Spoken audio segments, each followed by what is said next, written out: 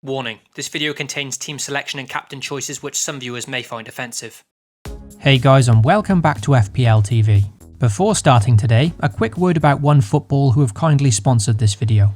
The world's best football news app is now even better, relaunching with a fresh new design. Gain access to news, scores and stats from leagues all over the world with a brand new interface that's cleaner, simpler and smarter than ever. As for FPL, you can follow each team in the Premier League and get live updates from all the goals and assists every game week. Download it for free using the link in the description box below. Last week, the big decision I had to make was whether or not to bring Mo Salah back into the side ahead of a home fixture against Brighton. One of my routes to getting Mo Salah was to downgrade Callum Wilson and upgrade Marcus Rashford, and fortunately for me, I chose instead to persevere without the Egyptian king, and both Wilson and Rashford returned points for me. With Mo Salah being so heavily owned and captained last week, it was certainly risky to go without him. But thankfully, Brighton continued their superb defensive form and kept Salah quiet, which ended up being an ideal scenario for me. The other route that I had to getting Mo Salah was by making a straight swap to him from Raheem Sterling, but I opted instead to keep the Man City forward and handed him the armband, and that worked out handsomely as well. In that game, Man City also made it 6 clean sheets on the bounce now, which means they've now kept a clean sheet in every game week since I doubled up on their defence on the wildcard. And these two have really played a big part in turning my season around. It was a full house of returns up front, with reliable options Antonio and Bamford also returning points. And injuries aside, I can't see either player leaving my team anytime soon. The real notable return from Game Week 22 was Bruno Fernandes, who became the highest scoring FPL player so far this season following his 17-pointer against Southampton. Because he's now so heavily owned within the game, a 17-pointer doesn't have much impact on ranking unless you captain him these days, but it was still nice to see him return a bit of form after 5 fairly quiet game weeks. In what was a very pleasing game week overall, there was just the 2 blanks in my side, and the only concerning one was Son Heung-min, because without Harry Kane, this Tottenham team once again looked completely toothless, and in the last 2 games without Harry Kane, Son has only managed a pitiful 1 shot inside the box. Concerning. So for Game Week 22, in what was a very high scoring game week for many, my team returned a very solid 79. Despite being 22 points above the average, in amongst my ranking the average must have been a lot higher, because my score of 79 only provided a small green arrow this week, up 15,000 places to 173k. Even so, however small, a green arrow is still a positive and my team continues to make some progress.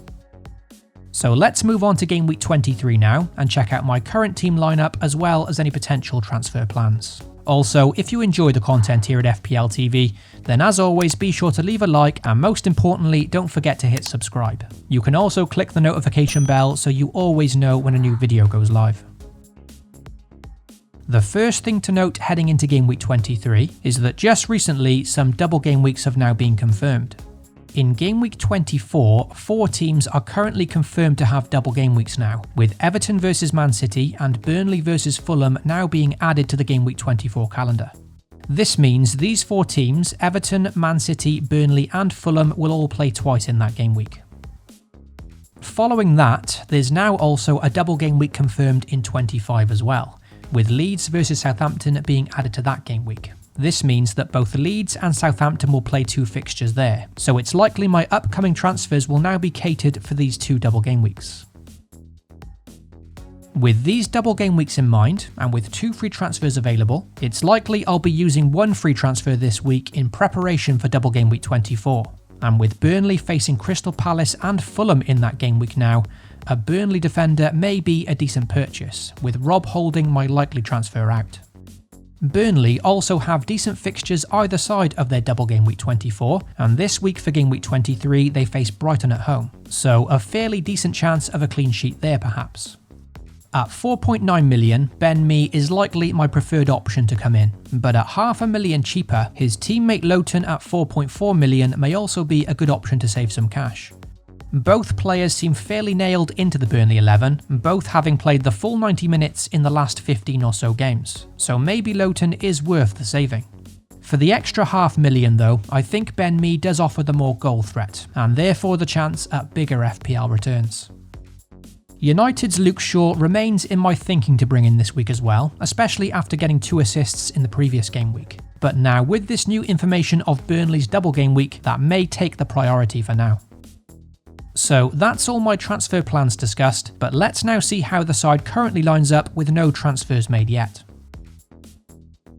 The transfer that I made last week, which I talked about in my last video, was selling the injured Roman Saiss and transferring in Antonio Rudiger, who at a budget 4.5 million is a very cheap way into this Chelsea defence. Chelsea now have 4 clean sheets in their last 5, and Antonio Rudiger will make his debut for me this week against Sheffield United. Another good chance of a clean sheet there, hopefully. Overall, I'm once again very happy with how my squad is currently shaping up, but what Game Week 23 does bring is another game week of some serious benching headaches. Man City faced Liverpool in Game Week 23, and the Citizens are now on an incredible run of 11 clean sheets in their last 13 Premier League games. With Liverpool also having lost their goal-scoring touch recently, logic suggests that Man City have another very good chance of a clean sheet here at Anfield. But I'm not sure. Regardless of form, it's always hard to back a team not to concede away to Liverpool. For now, it's an easy move for me to spread the risk and bench John Stones this week, rather than playing both of my City defenders, especially with Soufal and Rudiger looking like decent options this week anyway. However, if I am to bring in a Burnley defender as well this week in place of Rob Holding, then I could be tempted to bench both Stones and Diaz this week and hope that Liverpool score. Another benching dilemma I've got this week is Callum Wilson, who is facing a Southampton side who just shipped 9 goals to United. Wilson has been in decent form of late, but looking at my side, it's very hard to squeeze him in, especially with budget midfielder Souček also delivering so consistently. Bamford is at home to Palace, so I'm not benching him, and Souček faces Fulham, so again, very difficult to leave him out of the side. In order to play Callum Wilson, I either bench Souček again, or do I take a risk and bench Marcus Rashford instead, who I've not been overly impressed with since buying him. I really want to play my arch nemesis this week, but it's very hard to know who to play him for, and over the course of the season, Newcastle are one of the lesser attacking teams, so it's a tough call which I'm weighing up before the deadline. For the captaincy this week, a few game weeks back I was eyeing up Son Heung-min as an obvious choice at home to West Brom, which on paper looked an easy captaincy shout. However, things have certainly changed in the last few weeks, and based on Tottenham's recent performances, it's very hard to captain Son, even despite him having a home fixture against West Brom. It's still no doubt the outstanding fixture this week, because the Baggies have conceded a staggering 34 goals in just their last 12 games, with 0 clean sheets in that run. But without Kane, I just don't know if I can trust Spurs to suddenly kick back into gear, and Son is simply getting no service. Potentially a big score is in store for the South Korean here, and he remains in my consideration if there is some indication that Harry Kane may be fit for this game. But like I said, without Harry Kane, I just don't know if I can trust them. For this reason, it's likely I'll revert back to Bruno Fernandes this week off the back of his 17-pointer against Southampton. With West Ham facing Fulham this week, and with Antonio returning in 4 of the last 5 games, he too is definitely a strong consideration as a differential captaincy shout this week. And over these last 5 games, no player has had more big chances than Antonio on 5. So that's all my thoughts for my team heading into Game Week 23.